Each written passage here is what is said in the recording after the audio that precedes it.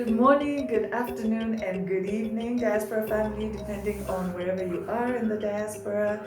I hope you've been enjoying this series that I'm doing, which is all about building. In this episode, I want to talk about the real cost of building.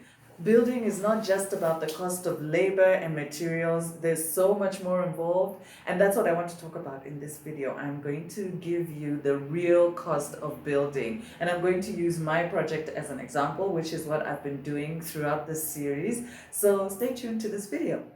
My name is Natasha. I'm the director of Diaspora Connect, and on this channel, I give you information and inspiration on the Zambian real estate market.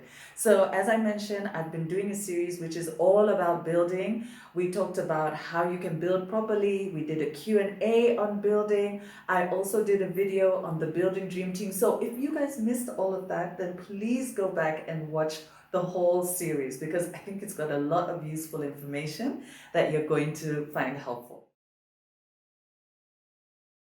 In today's video, I'm going to share 8 things that I came to learn that were costs when it comes to building, which I hadn't factored in at all when I started my project. Now, you guys, I'm not going to talk figures because if I did, it would be misleading because in Zambia, it just depends. Everything is on a case by case basis. It depends on where you're building, how you're building.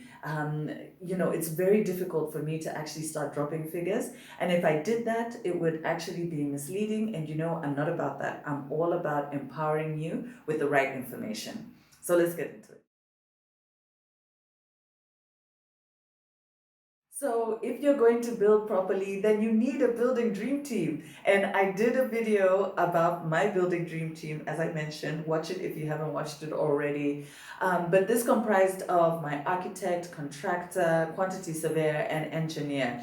Now, believe it or not, I hadn't even factored in these professional fees when I started my project. So it came as quite as a surprise that I had to pay all these professional fees. But I'm telling you guys, it was worth it. They were worth their weight in gold. They were so good at their job.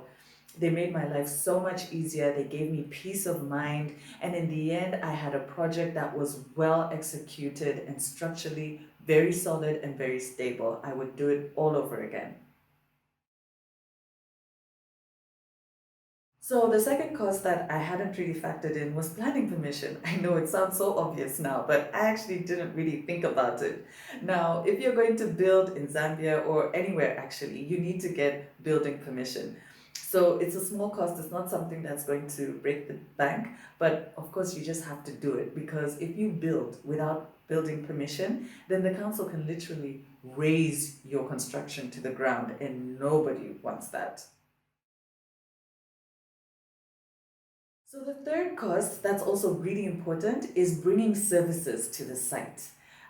When you're building, especially in the initial stages, one thing that's really important is water. So depending on where your plot is, you may need to connect to Lusaka Water and Sewage Company or whoever is the water provider in that area. Or if you're building in certain areas, then you may need to sink a borehole.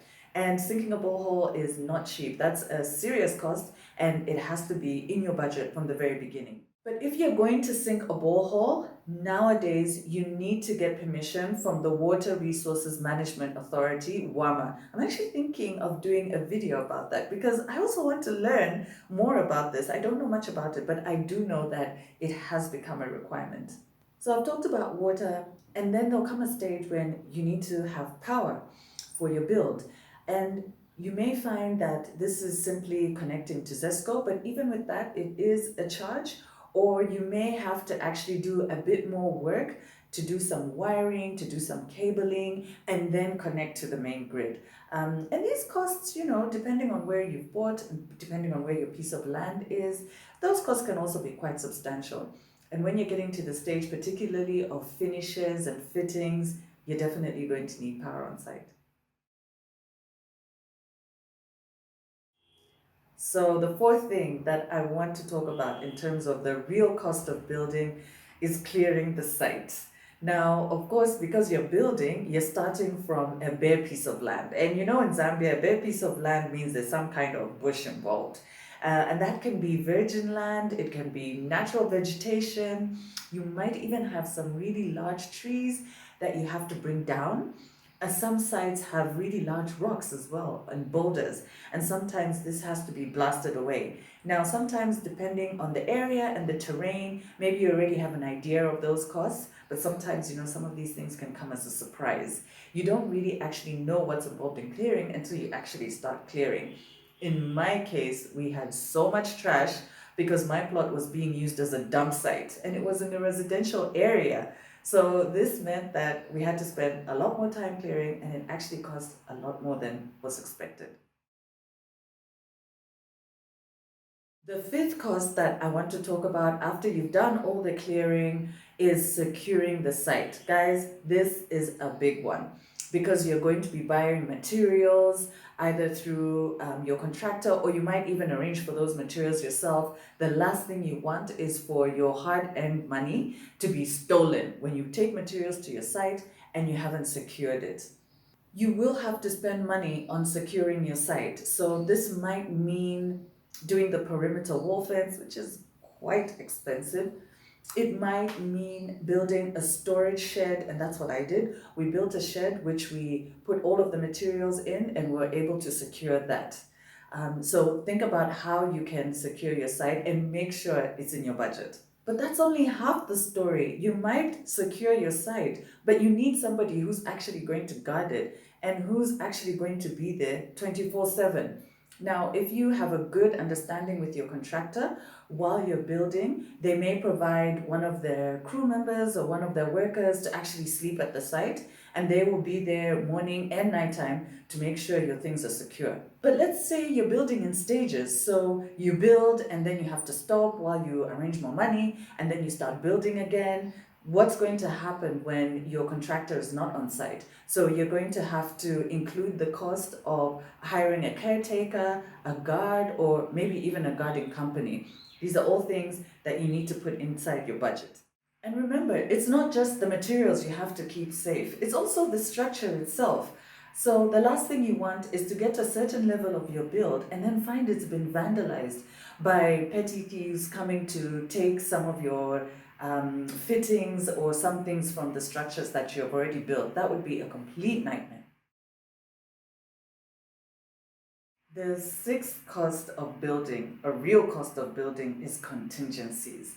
Now, usually when you're dealing with any of the professionals I talked about in the dream team, whether it's your architect, your QS, or contractor, they're going to actually have a budget line with contingencies, which is a percentage of the total cost that they've come up with. Now, usually as the customer, we want to negotiate this away.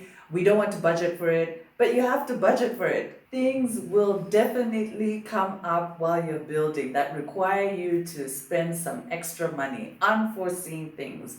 So on my project, we actually had to provide some extra support to the sewage system and build a sockaway. And it was something that we hadn't anticipated until we got on the ground. So just remember that even if you don't want to see that percentage there, you actually need it there, and you need to factor that cost into your project. Now, of course, when these things come up, you can actually sit down with your dream team, have a discussion with them, and look at different options, look at alternatives, brainstorm with them on how best you can deal with these unforeseen costs that will come up in your project. Sometimes you can do it at a later stage in the build. Sometimes they'll give you different options, and you'll be able to choose from the most cost-effective option. But remember, always take their advice. Don't go for something too cheap just because it's an unforeseen cost. At the end of the day, when you build, it's a long-term investment, and you want it to be a sound investment. The seventh cost that I want to talk about is cost overruns. Now, of course, you come up with your budget, and this is slightly different from contingencies, where it's something unforeseen. Cost overruns is you have your budget, and for example, let's say you budgeted for a bag of cement to cost you 60 kwacha. Then it comes to your build, and a bag of cement is costing you 100 kwacha. So these are the kind of overruns that I talk about, and you have to have that buffer in your budget. And guys, dealing in Zambia, prices go up all the time, especially with the kwacha going up, going down. So sometimes these cost overruns are unavoidable. In my case, when I was building, we had a shortage of timber. So even a shortage can cause a spike in the prices. There was a shortage of timber due to the road works and the drainage works that are happening all over Lusaka. So when we were eventually able to secure the timber, it was actually at a much higher price than we had originally budgeted for. So just keep it in mind. You'll have your estimates, you might have your bill of quantities, but things can happen where these prices go up. Another thing that I want to mention is that building in stages is really good, and it's a great way for us to build because we might not all have the money up front to construct our project. But over the long term, when you build in stages and you take long, it makes the project more expensive for the very reasons I've talked about. You find that prices have gone up, the kwacha has gone down, and you may find there's certain shortages. And also, your costs of securing that plot over time become much higher. So just bear this in mind when you're coming up with your building budget. The eighth and the last cost that I want to talk about when it comes to building is financing costs. So, like I mentioned, some of us may want to build in stages, others may want to borrow so that they can build really quickly. And this was the case for me. So, I borrowed and I didn't factor in all the financing costs, and they are expensive. Borrowing money in Zambia is expensive. There are the arrangement fees, the legal fees, the statutory fees, the value as fees. So I didn't factor this into my project, and that's why I'm doing these videos so that you guys can actually learn from me. So depending on which option you want to go for, building in stages or getting a home loan or a construction loan, make sure that you factor those costs in.